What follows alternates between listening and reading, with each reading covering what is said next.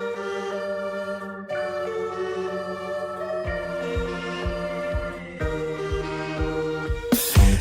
feeling lucky. How about most streets? Us two in these trees. Diamonds on my feet. Caught up in these talks. Circling my head top. Should've been more cautious. Now I got what I wanted. Many have been here before. Made it out of 11 more. Like my frontal cortex sore. I can't stop, I want it all. Listen up, I'm calling you. I need you to tell the truth. Remember when you wanted to. Remember that I said was you. Got you at the perfect time. I was watching it then. You know what you wanna do, but I can never be your friend. Got me reading between the lines. Girl, you got me so blind. You know what you wanna do, so I can never be your friend. Man and the men, don't we? Kinda turn around, eat your greens. When you fight, but you do real clean. Then you come to the bed and you love real dirty. It's everybody sweater drops, you're real keen. Bring it, let me get your juiciest piece. Can't remember when I've had the same please. The shops of the club never had no boundary. How's it gonna be? You wanna eat these centipedes? Where we gonna go? You're gonna need these calories. Giving me a treat to refill these batteries. Then you only them on your knees, there's no way to dream. Ooh, it's sneaking up on you. There's nothing you can do. There's things about the boo. Ooh, it's sneaking up on you. There's nothing you can do. There's things about the boom. I lose control when you do it like that. And God, you love when I go mad.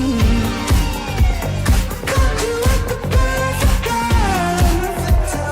I was watching it then. You know what you wanna do, but I can never be your friend. Got me reading between the lines. Girl, you got me so blind. You know what you wanna do, so I can never be your friend.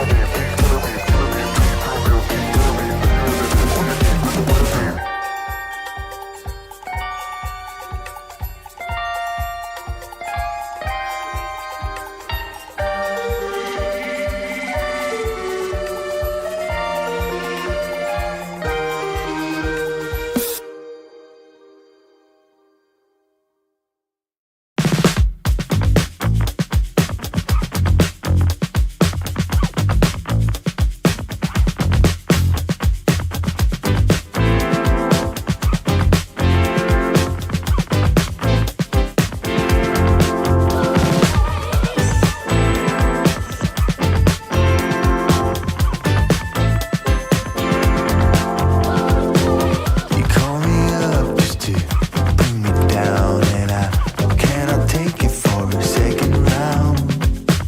And your devotion to bring my emotions to. Zile zile, zile zile eu alerg, al mile mile, mile mile. Zile zile, zile zile eu alerg, al mile mile, mile mile. Zile zile, zile zile eu alerg.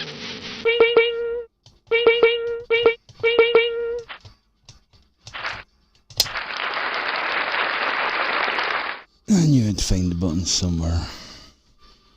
I'm getting sick of it. I'm fed up with it. I'm fed up with this. I'm getting out of it. I'm fed up with it. I don't care about your stories. I don't care about your glory days. No, just bring me on. I don't wanna hear it, so just go away.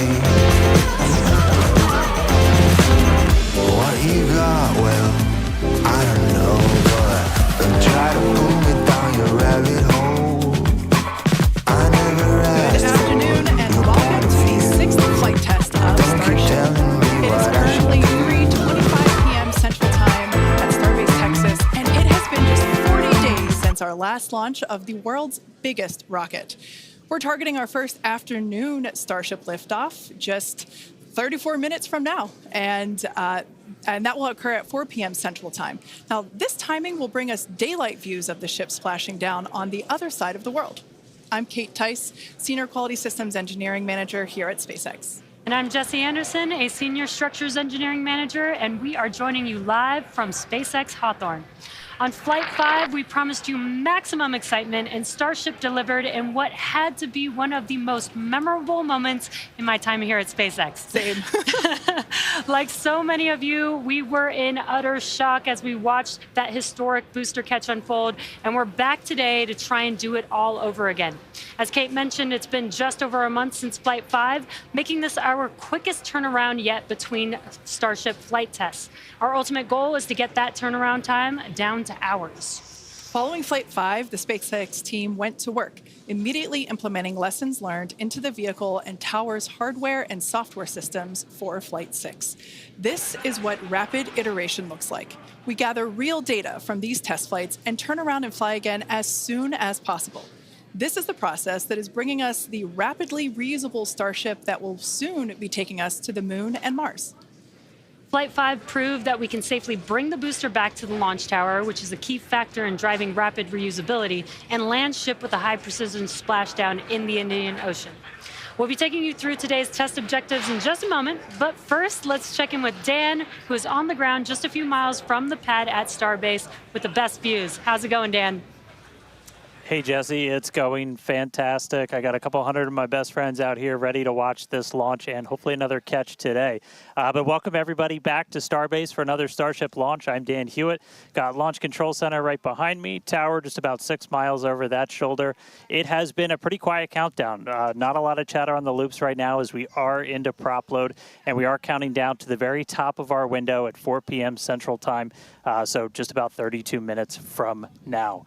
Right now, the range is projected to be clear by then. We've got our assets out there making sure land, air, sea, everything around the launch pad and then our flight path are clear before we give the final go to liftoff today.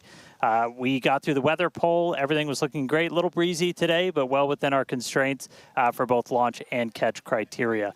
And as you can tell, we're loading propellant onboard the vehicle. You can see those white frost lines starting to tick up as we're putting the cryogenic, the liquid methane, and liquid oxygen out to both of those vehicles. The ship prop load started at about T-minus 49 minutes, and then the booster followed just a couple minutes after at about T-minus 41. We're almost halfway full on ship, just about a third on booster. Those are both going to continue until we're about 3 minutes, 20 seconds before liftoff on ship. And then the booster is going to close out at about 2 minutes and 50 seconds. So we pretty much we're loading up right to that last possible minute, keeping it as dense and cold as possible, and then getting off the launch pad. The countdown startup sequence, everything will look very familiar if you watched Flight 5, assuming you did. But you're going to see the engines start to ignite at about 3 seconds before liftoff. They're going to start up in 3 different groups. First, those center 13, then 15 of that outer ring, and then those final 5, bringing all 33 Raptors online. After that, we'll see about a second later, and then it'll lift off, so a couple seconds from first light until motion. As usual, we can hold at T-minus 40 seconds if we have any last-minute issues to clear, anything with the range, anything that triggers on the vehicle. And if we pass T-minus 10 seconds, the deflector fires, and then we scrub, then we're done for the day for at least 24 hours. But weather is fantastic, light breeze, no clouds in the sky. Not tracking any hardware constraints to launch today. If we're not able to get off the pad, though, we've got opportunities throughout the week. Could be 24 to 48 hours later. But everything looking great. I'm excited to be able to see another one of these get off the pad. Check back in with everybody in just a couple of minutes. Back over to Jesse and Kate. Awesome. Thanks, Dan. Now, you could see those 2 towers in the back there in the distance at Starbase. Starbase is really coming along just as rapidly as Starship itself. That second launch tower will be coming online next year, and it will allow us to increase our flight cadence and test even more frequently. And just a few kilometers away from the 2 towers, our cutting-edge 1 million square foot Star Factory is nearing completion with the goal of producing hundreds of ships a year. Yeah, that might sound crazy, and that's because it is. If you can imagine a future where we are flying and catching a fleet of boosters, which is the lower portion of the vehicle, that fleet is actually pretty small compared to the potentially hundreds of ships, the uppermost portion of Starship, that will be flying in that future vision. Yeah, exactly, Kate. Those ships will be staying in space for long duration missions to go to the moon or Mars, or become tankers for refueling, or any number of other uses. But the boosters will come back and turn around to launch the next ship. So in order to hit that production cadence of hundreds per year, we're rapidly building out Star Factory, which is our Starship production facility in Texas. And views of that Star Factory there. Now, this place allows us to move system integration work earlier in the build process, which means more efficiency, higher quality, and ultimately faster production. Starbase is an incredible place to be right now. There really is nowhere else in the world like it. You know, hint, hint, nudge, nudge. Now, what you might be hinting at is the good news is we are hiring. If you love what you're seeing, check out our openings at Starbase. On the engineering side, we're looking for vehicle design engineers across structures, propulsion, and integration. And if you're a hands-on tech, we're looking for integration technicians and welders that can help us hit our goal of building a Starship every 8 hours. And to do that, we need builders. Yeah, we're definitely going to need a lot of builders to get that down to just 8 hours. Right?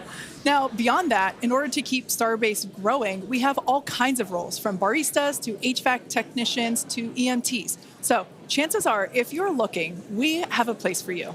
Visit spacex.com/careers to see all of our openings. Every role is critical to the future of Starship. With Starbase growing faster than ever, we can't do it without you. This place is where our future is being built, and that is a future that we are all very excited about. All right, let's dive deeper into the inner workings of Starship and learn more about this flying skyscraper. Starship features two major parts, the ship, which has 6 Raptor engines, and the Super Heavy booster, which has 33 Raptor engines. Now, just like flights 1 through 5, the current iteration of Starship is an experimental vehicle flying for development.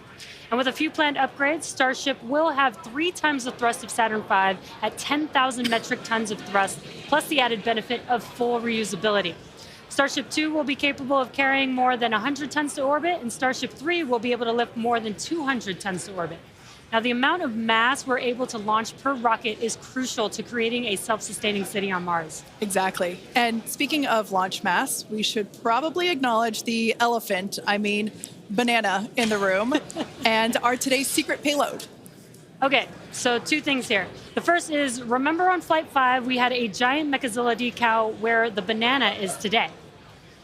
And there you can see that on your screen. Now, that decal is 3 feet tall, which might be hard to tell looking at it on the ship right there, which is why we have a full-scale reproduction of that decal here with us so that you can see the size compared to humans.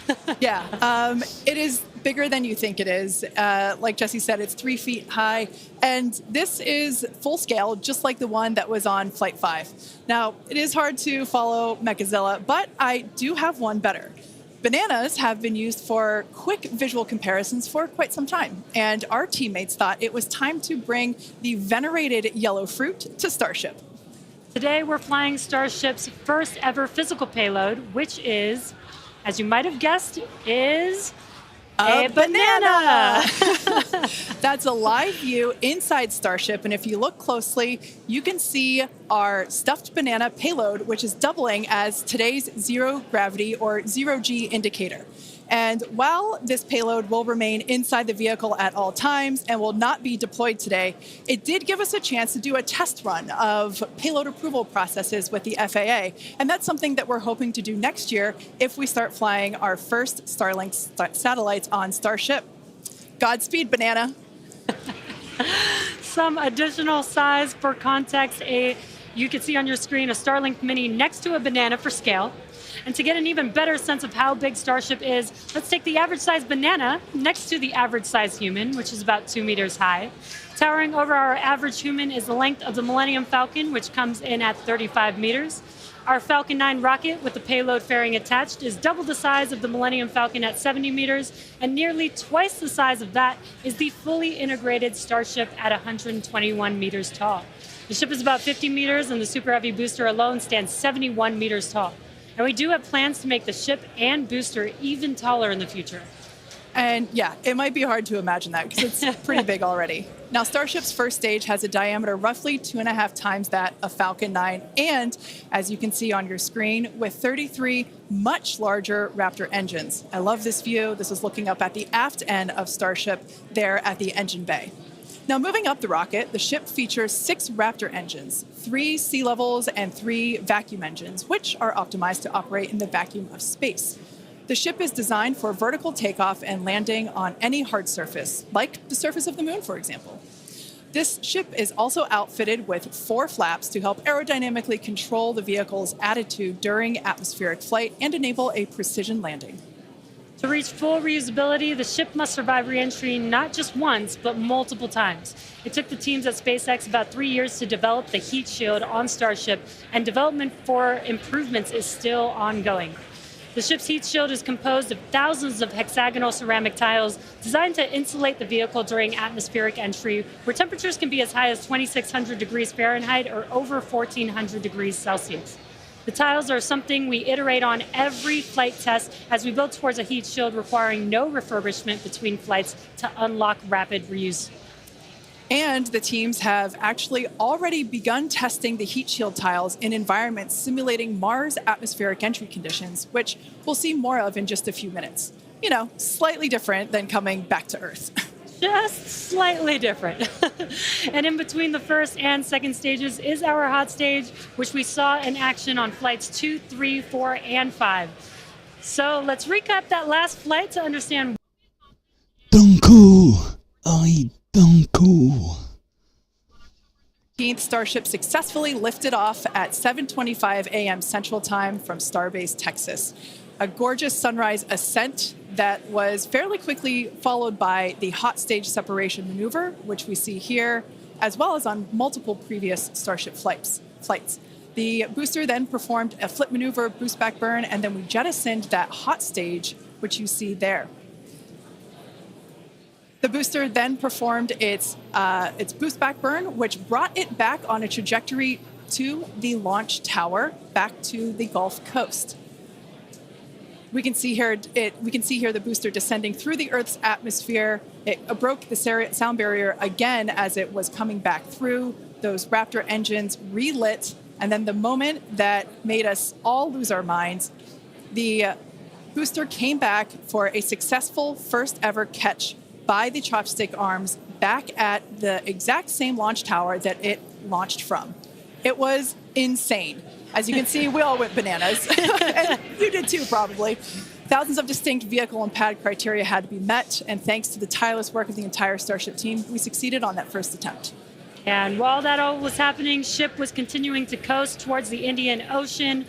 It executed an excellent coast, made its way down through re-entry, relit its engines, did that flip maneuver, relit its engines for landing burn, and then splashed down into the Indian Ocean.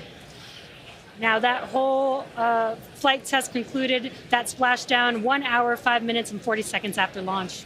Starship's 5th flight test was one of our most ambitious yet, and as we work to demonstrate techniques fundamental to Starship and Super Heavy's fully and rapidly reusable design. And I think I speak for all of us when I say that seeing the catch for the first time was an extraordinary moment for the entire SpaceX team. We've seen a lot of wild firsts here, but that was truly an epic moment in time. Yeah, we're not forgetting that anytime soon. Certainly one in the history books. Now, today's mission profile is very similar to Flight 5, but there are some differences that we've incorporated as we prepare for future reuse. About 20 minutes from now, Super Heavy will ignite its 33 Raptor engines and lift off from Starbase. About 2.5 minutes into flight, the booster will separate from the ship in a hot stage separation, and we've seen that occur on multiple flights, including Flight 2, 3, 4, and 5. About 2 seconds after that burns, we'll jettison that hot stage. The booster will perform its flip and boost back maneuver. And we will once again look to return the booster to the launch site for a catch by the tower's chopstick arms. And once again, we will only attempt that if both the booster and tower are healthy after launch. We were successful last time, but we should emphasize that this process is still very new. And this is still just a test, so success is very far from guaranteed today. It's always a possibility that we'll lose the vehicle. It's a contingency that we always plan for. Yeah, exactly. Now, while the booster is doing its job, the ship's 6 engines will remain lit for a few minutes before shutting down and then going into the coast phase. The ship will coast for a total of about 40 minutes or so, reaching a peak altitude of approximately 213 kilometers. Now, one additional objective for this flight during coast is an in-space burn using one of ship's Raptor engines. Doing a burn while in space will build confidence that we can do deorbit burns, which is a key capability for upcoming orbital missions. Now, after the coast phase, the ship will attempt a controlled re-entry, and if ship makes it all the way down, we'll once again perform a flip and landing burn before splashing down in the Indian Ocean. Yeah. Now, there are some notable changes to our entry plans for this flight, and they will intentionally push the ship to, and very likely beyond, its limits. This includes several thermal protection upgrades and operational changes as we prepare for future ship catch and reuse. Today's flight test will also test new secondary thermal protection materials, and entire sections of the heat shield has actually been removed in certain areas.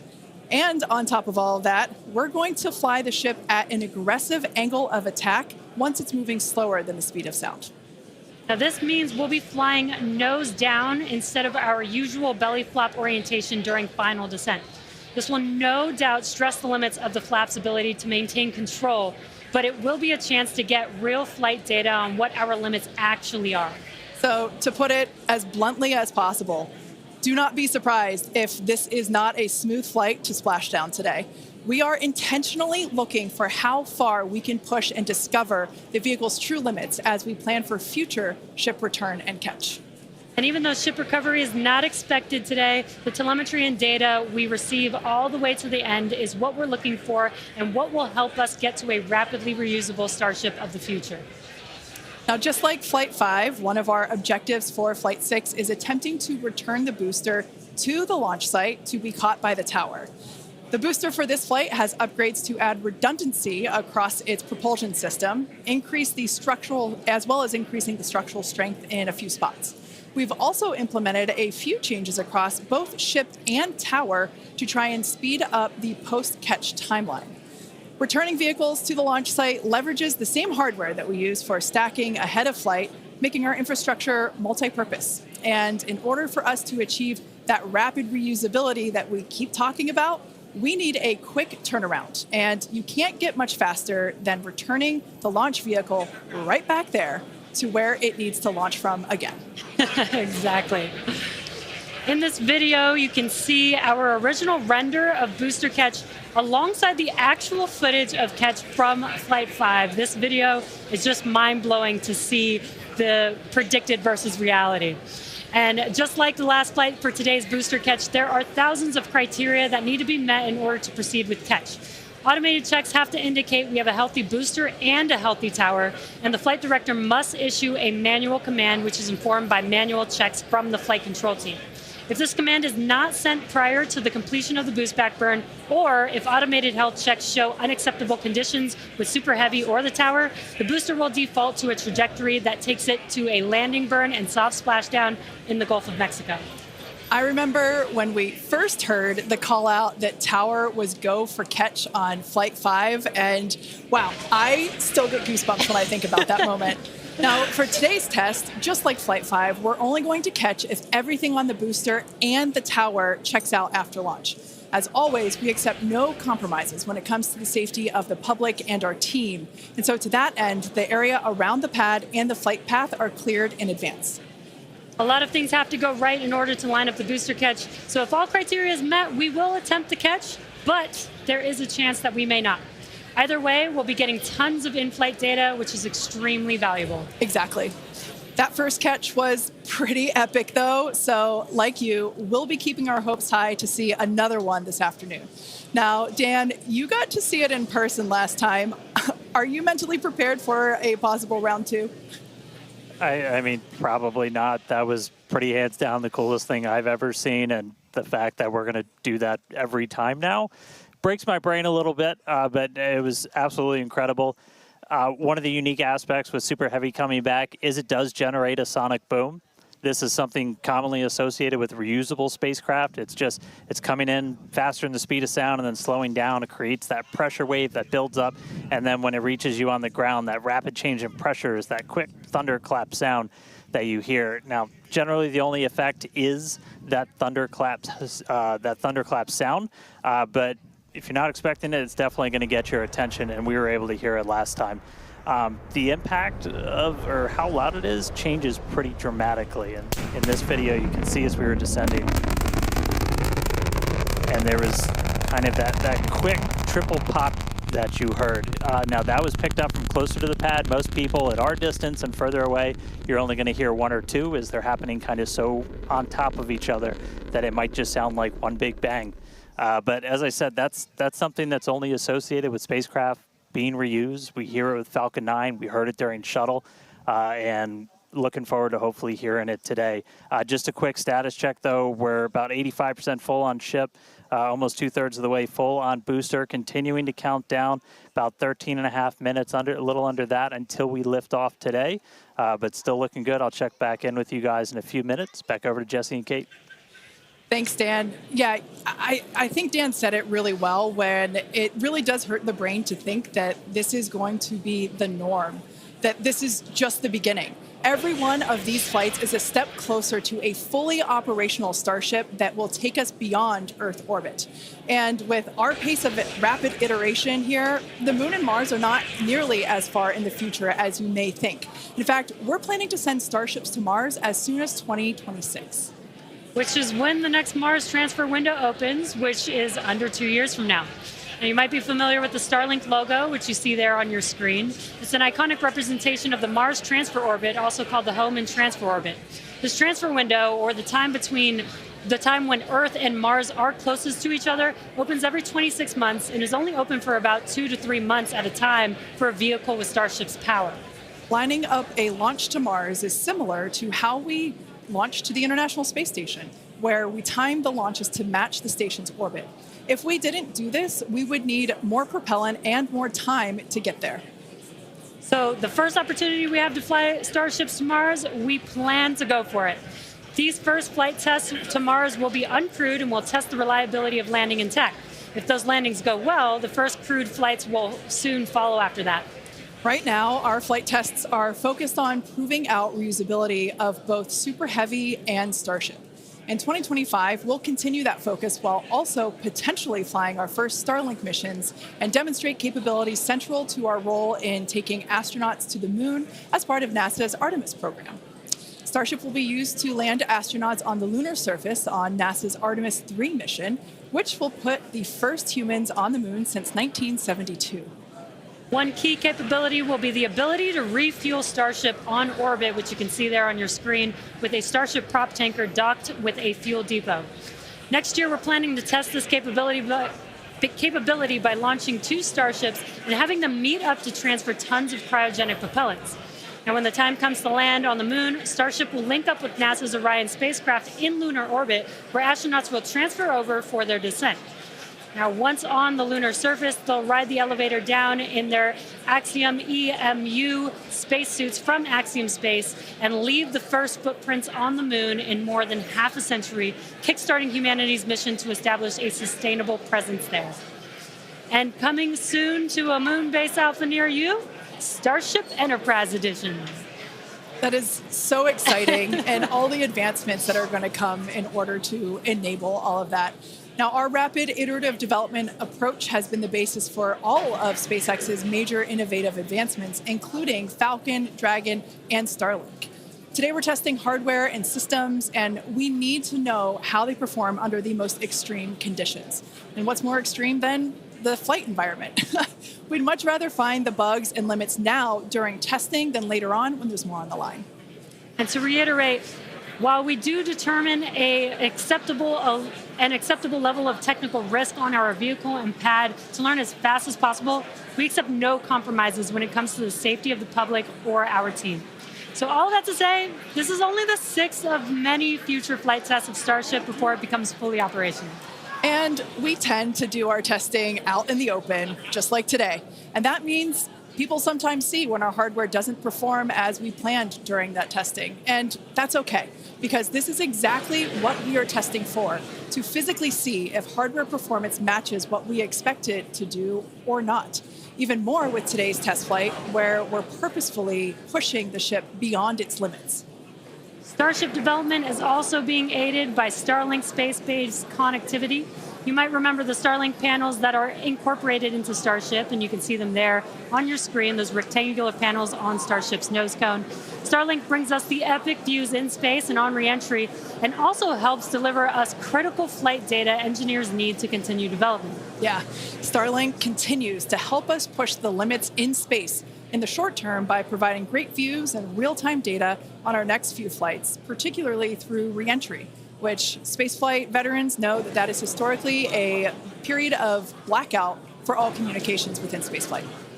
Outside of Starship, Starlink has helped people across the globe, particularly in rural and remote areas that have been underserved by traditional broadband internet. Yeah, and soon, Starship will deploy our next generation Starlink satellites, which will continue to increase our capability to connect even more people with high-speed internet all around the world and beyond.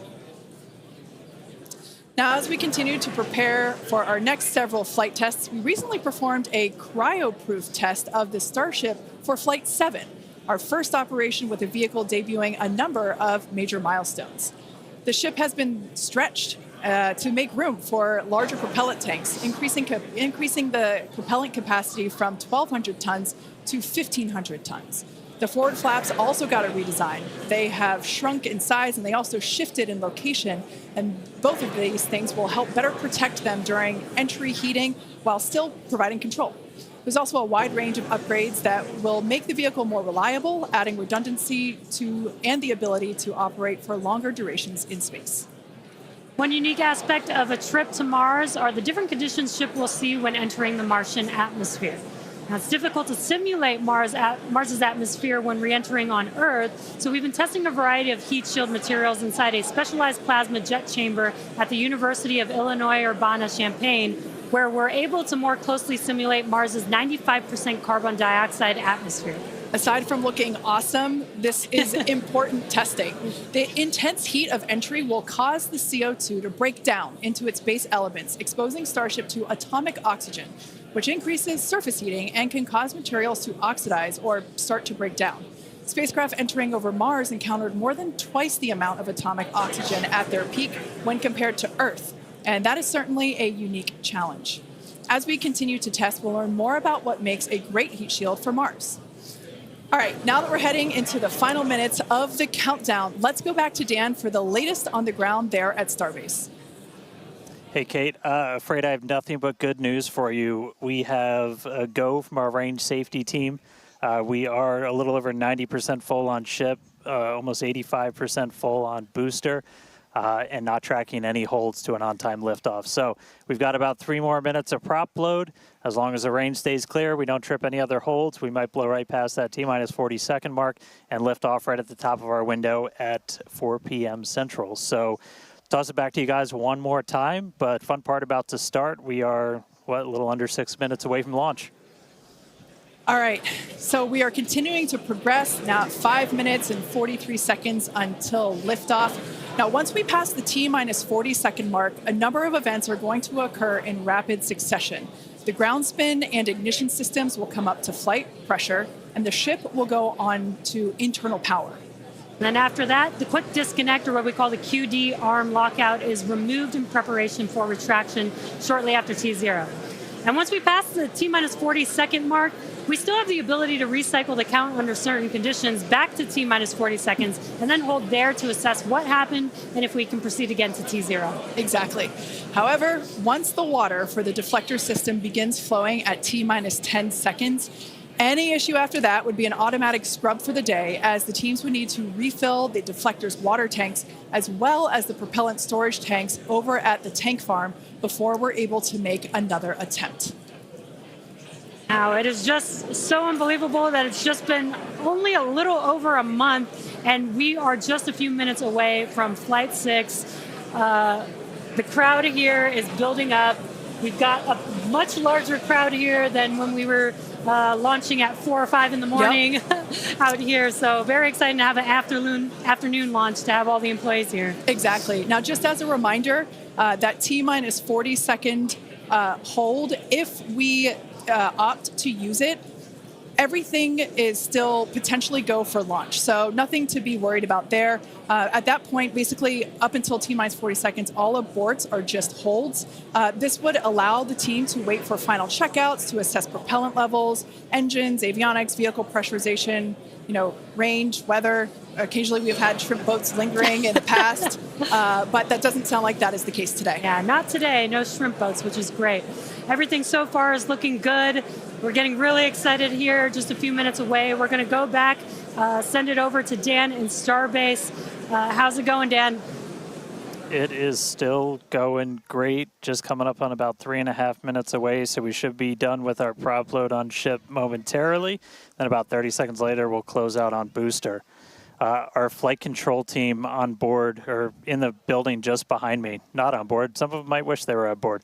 Flight control team in the building behind me, they're going to have a lot of work to do right after we lift off, as we still have a lot of manual checks that happen on the tower prior to the flight director, who's going to be Tristan Pierce again today, giving a manual command to bring the booster back to the launch site. And the tower did just incredibly well on the last flight. We didn't lose any of our required redundancy for a catch, and so we're hoping to see that again today. A lot of the team, really putting armor on the tower, making all of those things work, played a huge role in making that catch possible, and looking forward to hopefully seeing that happen again. And of course, sending our first payload to space. You can see the banana. It's very tightly secured, but I assure you it does have some room to float around. So once we're in a zero gravity environment, we should see our first Starship zero gravity indicator putting on a little bit of a show. And that's looking right in. That's where we're going to have Starlinks. That's our PEZ deployer. So getting its ride to space. So coming up on about 2.5 minutes, we are closing out on all of our prop load. Just heard that our fill drains are starting to close, so that means we're no longer going to be flowing propellant into the booster and the ship. We're going to do what's called pushbacks. So all of that propellant in the ground systems is going to get pushed back to the tanks, clear out everything around the pad right before we light those 33 engines and take off. Just quick reminder, you're going to see fire start at the bottom. You're going to see the deflector start at about 10 seconds before launch. Lots of water to help dissipate all that heat, all that sound. And then the engine starting up in 3 different groups. And then about a second after T0, we should see liftoff. About 2.5 minutes into the flight, a little bit longer, we'll see hot staging. And that's when we're going to be listening really close on those loops to see if we're going to be bringing the booster back for a catch today. Do always want to caution, it's never a guarantee. We've done this once. We'll see if we do it again. We're only going to do it if the booster and the tower are looking really good before we attempt to bring it back here. But coming up on a minute, not tracking any holds on the board right now. So as long as we don't have any last second things, which do happen. All right, flight director just confirmed T-minus 1 minute.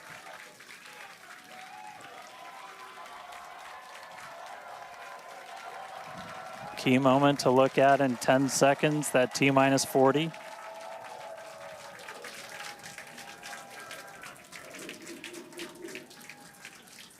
And we flew right through that.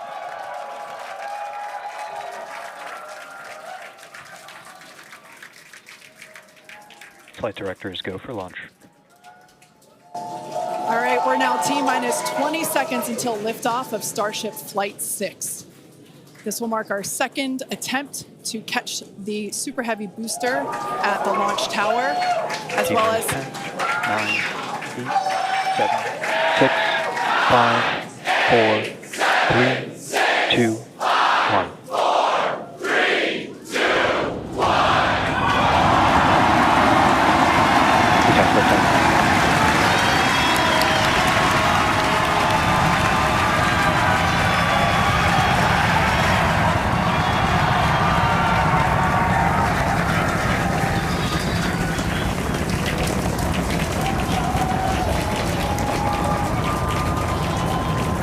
Vehicle is pitching downrange. Booster Raptor, chamber pressure nominal.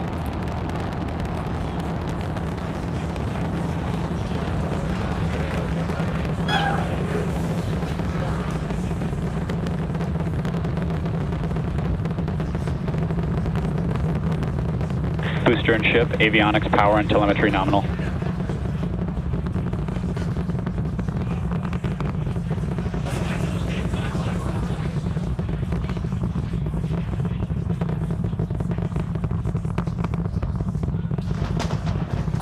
All right, we're just a little over a minute maximum into flight. dynamic pressure. We're about 6 miles away, so all the sound's still hitting us here. Hearing good call outs that power telemetry nominal, that's flying straight and true. We do see all 33 Raptor engines lit up on telemetry screens.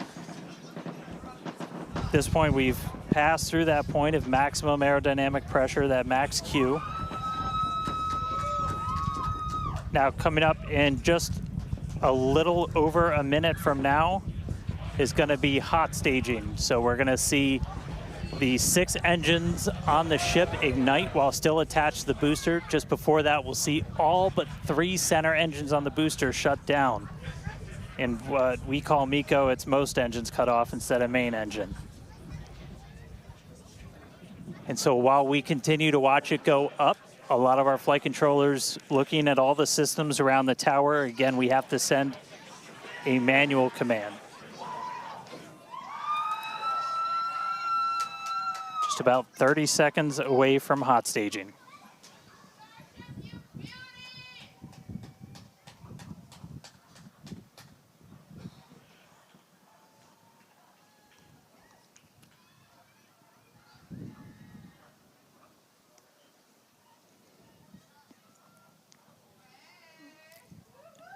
And we heard the tower is go for catch. Booster engine cutoff. The return flag is set for true. Ship engine startup. Stage separation. All right, hot staging confirmed. Booster 6 out of boost 6 back lit on the ship. Booster boost back going. We heard that we are go for catch. Kate, Jesse, take out the views. Hopefully I got a booster coming home real soon. Wow, from our view here, Dan, great views of planet Earth behind that super heavy booster. Right now it is performing the Ship boost chamber back pressure burn. nominal. Good news there, telling us that the pressures inside the ship are good. That is the second stage or the upper portion of the vehicle. Follow along with the telemetry on the bottom of your screen. Yeah, booster is currently, super heavy, is currently in its boost back burn. This boost back burn, Avionics, power, and telemetry nominal. this boost back burn lasts just a little bit over a minute. So we've got a little, approximately 30 seconds left. We've had shutdown of that boost back burn. Up next will be hot stage jettison. The view from the camera on the left, or from the booster on the left-hand side of your screen, and then tracking cam there on the right-hand side of your screen. We'll see those grid fins. Booster offshore divert. And we can also see that the hot stage has been jettisoned. Yes, visual confirmation of that there on your screen, which is great. Now the next Starship is following a nominal trajectory. The next step for booster is going into that landing burn. Again, it'll light up 13 of those engines and then pare down to 3 engines right before booster catch. All right, now just real quick, we did hear the call out, booster offshore divert. Unfortunately, that means that we are no-go for the catch. As we said before, both the tower and the vehicle, as well as the operators on console, have been actively evaluating the commit criteria for that return to the launch tower. And unfortunately, we did not have a pass on those commit criteria. So we are no-go for tower catch. And we did mention that we're constantly evaluating the criteria for catch. There's a lot of things that need to go well in order to line that up. Unfortunately, today we will forego booster catch today. But what you're seeing on your screen is ship currently making its way towards the Indian Ocean, still looking good so far. Exactly. So views there of the booster on the left-hand side of your screen, views of the ship on the right-hand side of your screen. Now, we said before that it was not guaranteed that we would be able to make a tower catch today. So while we were hoping for it, like we said, it was pretty epic on attempt 1, but the safety of the teams and the public and the pad itself are paramount. So we are accepting no compromises in any of those areas. Exactly, and we're still going to get a lot of good flight data with booster even, but especially with ship. Again, we have an additional objective today to do an in-space relight of a Raptor engine, which again will help us set us up for being able to do deorbit burns, which is Ship chamber pressures are nominal. which is important for orbital flights. And what you're seeing on your screen is a view from Super Heavy as it's making its way back down to Earth. Yeah, once again, we are attempting an offshore landing of the Super Heavy booster.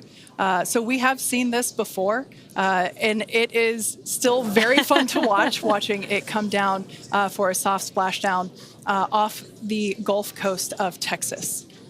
We can see it there re-entering. We saw earlier those grid fins. There are 4 hypersonic grid fins. Or we can see that the landing burn has begun on the Super Heavy booster.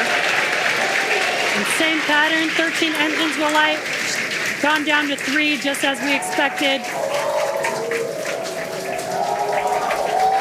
And what an incredible view of splashdown that we got today of Super Heavy. Yeah, I'm sure the buoy cam views will be pretty awesome once again. So we'd like to confirm a water landing once again for the Super Heavy booster. Congrats to the SpaceX team for making that milestone as well.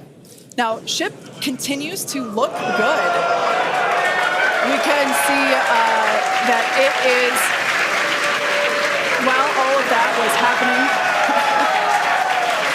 the crowd here in Hawthorne continuing to react to all these amazing views that we're getting. The next milestone is... Starship is in terminal guidance. Great news there. Starship terminal guidance, referring to what we see here on our screen, the upper stage, at about 8 minutes, 35 seconds or so, we have ship engine cutoff, which will be the cutoff of the Raptor engines.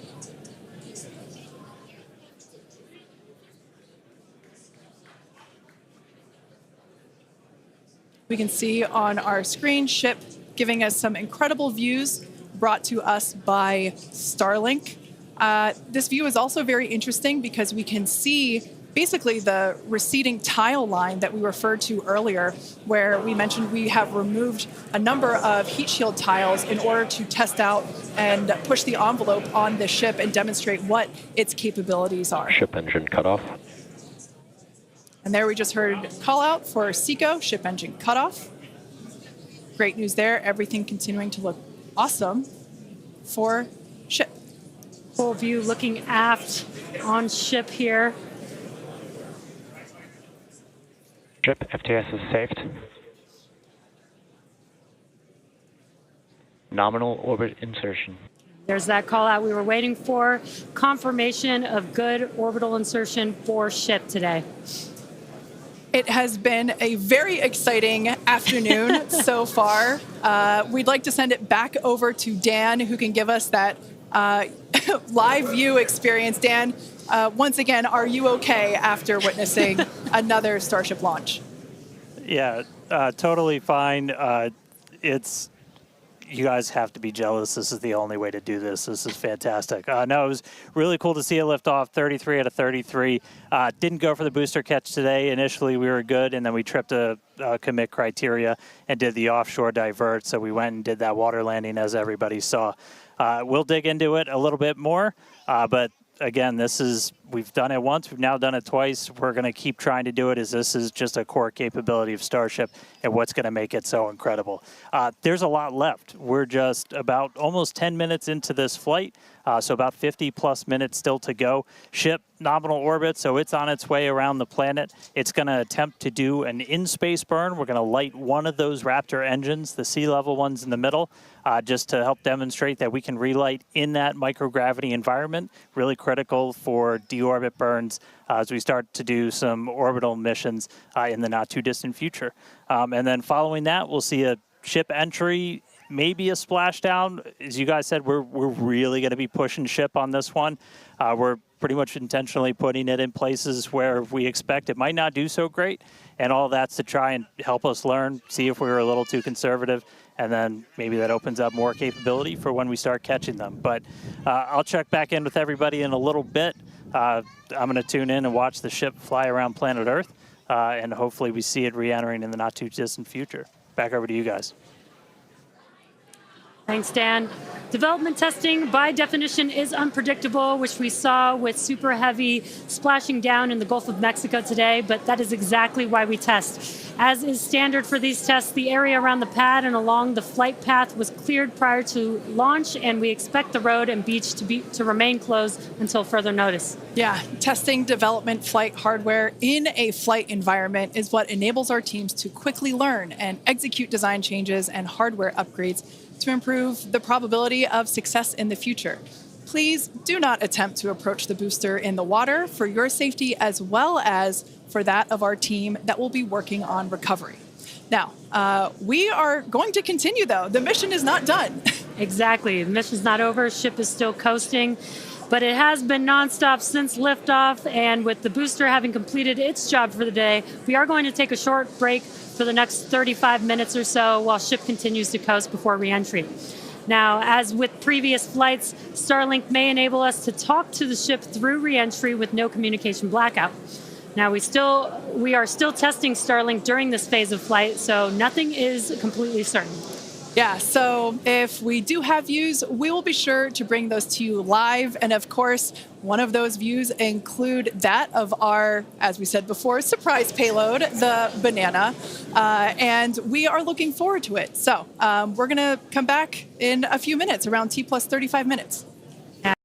Views or no views, we'll see you back here at T plus 40 minutes for our coverage of Starship's re-entry, flip maneuver, landing burn, and hopefully see a splashdown.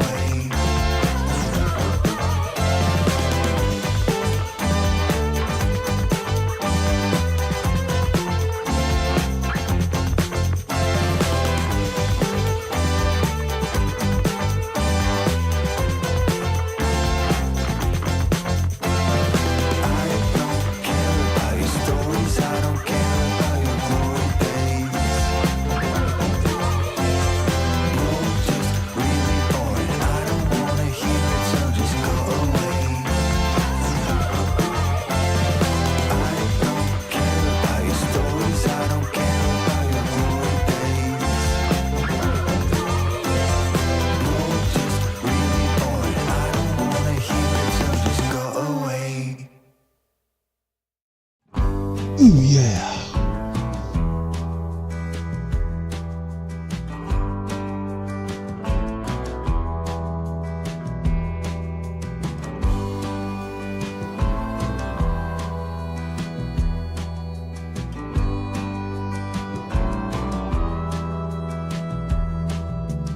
Moon is watching shallow dreams.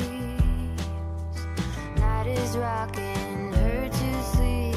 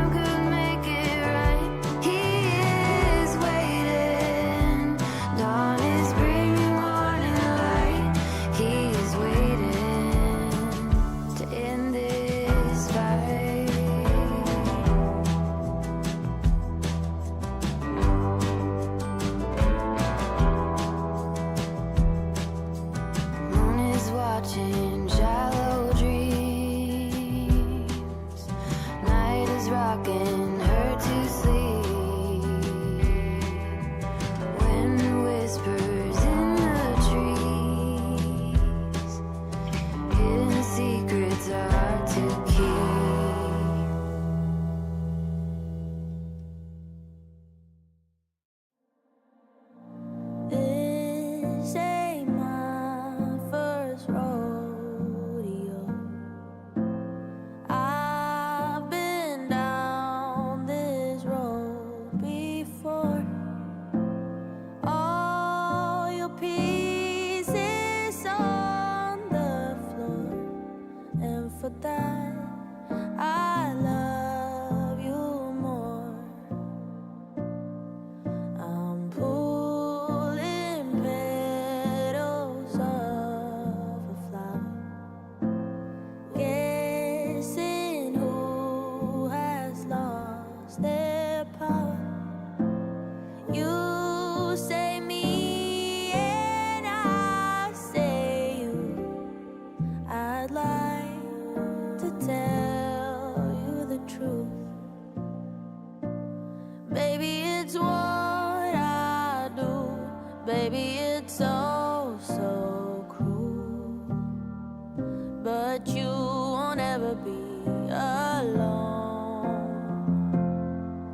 I can get a little angry, be a little dangerous. No matter what, I do it all again for us. I can be the one who breaks you, be the one who builds you up. You'd be surprised how many lines I cross, how many lines I cross for love. I can make your tower fall, every brick and every wall, all of your defenses gone. At the end, just holding on.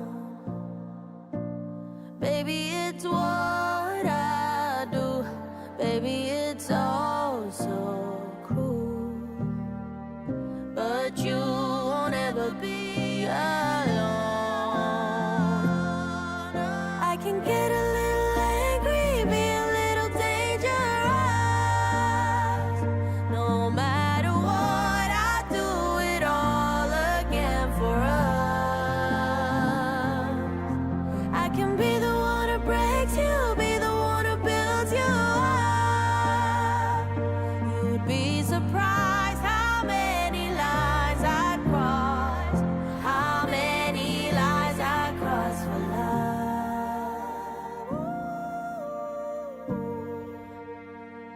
How many tears, how many lies, how many sleepless nights.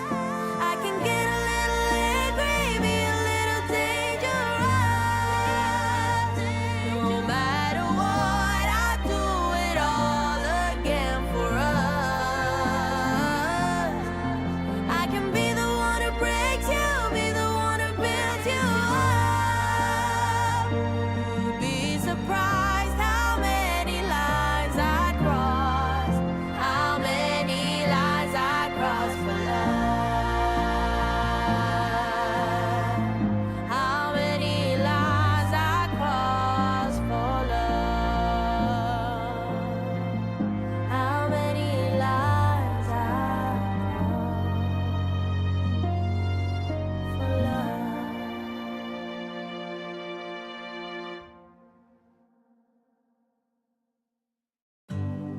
Wasted money on cures, forgot how to fix myself.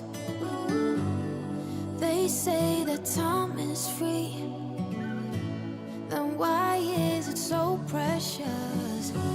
Oh, I'll save memories in my head, like Polaroids on walls. They remind you to look ahead. Time is running out.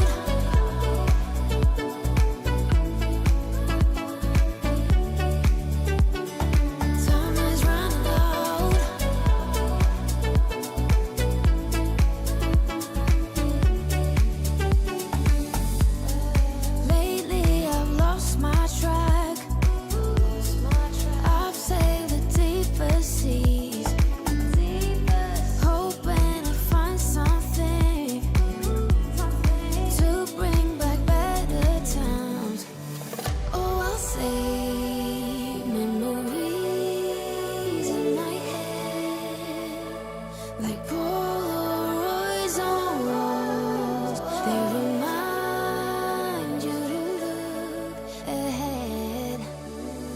time is running out. Time is running out. Time is running out. Time is running out. Time is running out.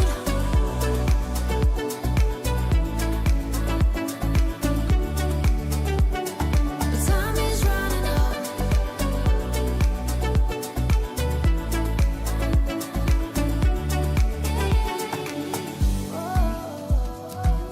What if my best days are over? They can't be over.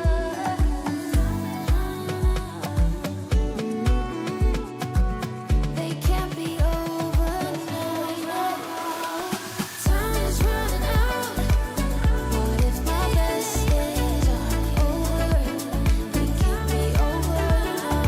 Time is running out. Time is running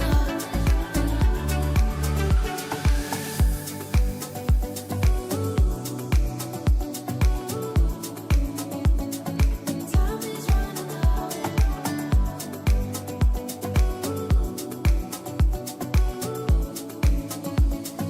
Time is running out. My run through the money.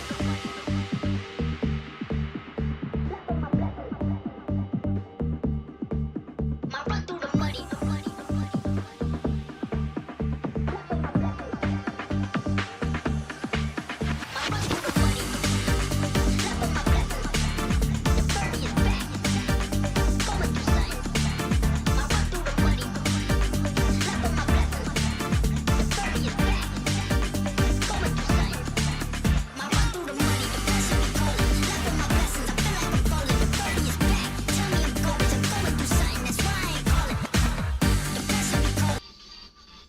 Tis dinner, 1, 2, 3. Zile zile, zile zile eu alerg, iar mile mile, mile mile.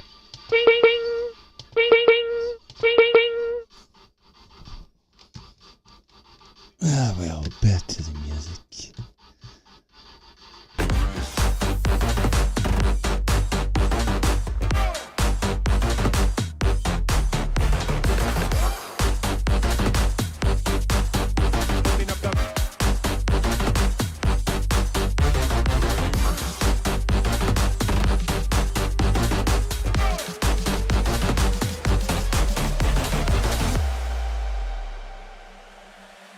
My run through the